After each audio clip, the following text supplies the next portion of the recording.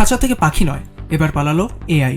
খাঁচা থেকে পাখি পালিয়ে যাওয়ার খবর তো অনেকেই শুনেছেন, কিন্তু কখনো শুনেছেন পরীক্ষাগারের খাঁচা ভেঙে বেরিয়ে গেছে একটি এআই? অবিশ্বাস্য মনে হলেও এমন ঘটনাই জানিয়েছে প্রযুক্তি প্রতিষ্ঠান অ্যানথ্রোপিক। একটি কারিগরি ত্রুটির কারণে তাদের এআই মডেল ক্লড পরীক্ষার সীমা পেরিয়ে ইন্টারনেটে যুক্ত হয়। এরপর 3টি প্রতিষ্ঠানের সিস্টেমে অননুমোদিতভাবে প্রবেশ করে সেটি।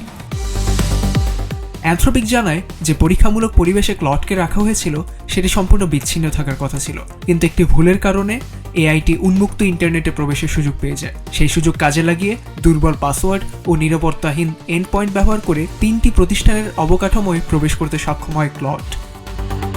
ঘটনায় জড়িত ছিল ক্লড অপাস 4.7, ক্লড মিথোস 5 এবং আরেকটি গবেষণা মডেল। সবচেয়ে পুরনো ঘটনাটি ঘটে চলতি বছরের এপ্রিল মাসেই, এমন একটি মূল্যায়ন পরিবেশে যেখানে প্রয়োজনীয় নিরাপত্তা ব্যবস্থা ছিল না।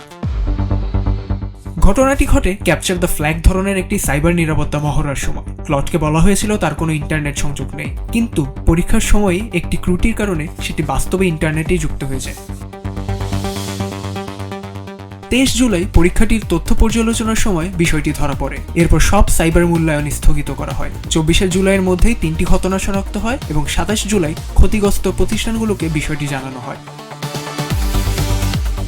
অ্যানথ্রোপিক বলছে এই ঘটনা দেখিয়ে দিয়েছে আধুনিক এআই মডেলগুলো বাস্তব সাইবার পরিবেশে আগের চেয়ে অনেক বেশি সক্ষম হয়ে উঠছে।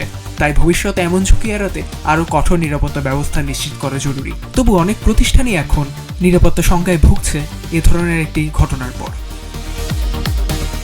ওমর ফারুক সাজ্জাদ, বাংলা টিভি।